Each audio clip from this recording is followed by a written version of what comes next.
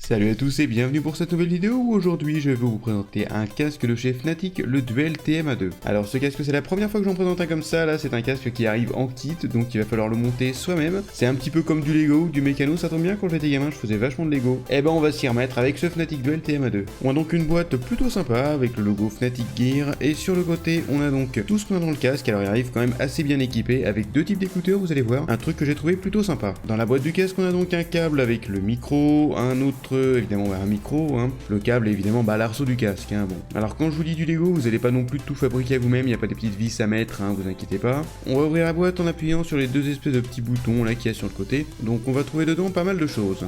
Alors, on commence par une petite pochette, en fait j'ai pas trop su comment l'ouvrir, en fait c'est comme ça, c'est super simple, avec quelques petites notices, guide rapide, évidemment le petit guide de montage, c'est toujours pratique.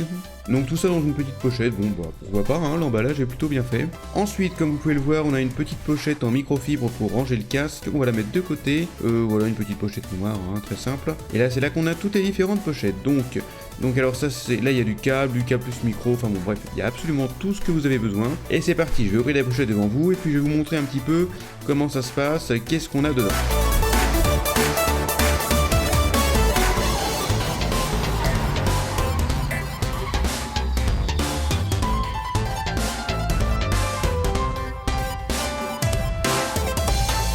Voilà, maintenant que j'ai fini de tout ouvrir, je vais tout de suite m'atteler au montage du casque.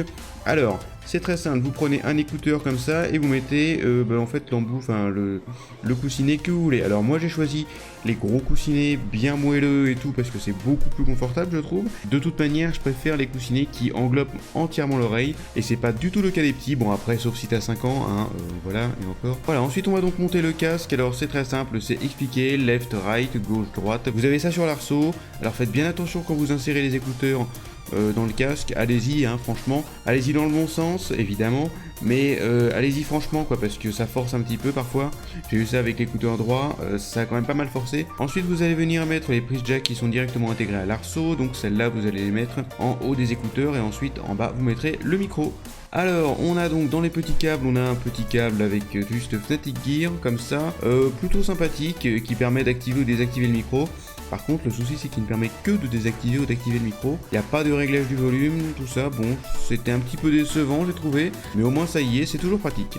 Ensuite, une petite pince accrochée sur le câble, alors en faisant bien attention et en y allant un petit peu fort aussi quand même, vous pouvez la déplacer sur le câble un petit peu n'importe où, de façon à pouvoir accrocher ça à votre t-shirt un petit peu où vous voulez. Et enfin donc le micro, alors ça vous le branchez en bas, vous avez donc un petit port jack en bas sur chaque écouteur, clairement le micro c'est comme vous voulez. Vous avez donc deux options sur le câble du micro, donc soit vous mettez une seule prise jack donc sur un ordinateur portable, une prise entrée-sortie, soit vous mettez une prise jack entrée et une prise jack sortie, donc vous branchez juste le petit adaptateur, ça c'est pour les PC fixes. Ensuite on a donc le deuxième câble, alors celui-ci il vient avec un petit bouton donc pour activer ou désactiver le micro, un petit bouton toujours pratique, moins évident que sur l'autre, mais ça c'est par exemple si vous voulez utiliser le casque plutôt sur votre smartphone ou vraiment sur votre ordinateur portable en déplacement sans avoir à balader le micro. Le micro du casque il est équipé d'une petite bonnette, donc ça c'est plutôt pas mal du tout, ça évite les pops, voilà, ça sert un petit peu de filtre anti-pop et c'est une très bonne chose. Voilà pour ce casque Fnatic Duel TMA2 à monter en kit, franchement j'ai trouvé ça vachement sympa, voilà. En plus le casque rend plutôt pas mal du tout avec de belles couleurs, et évidemment elles sont vachement bons et le truc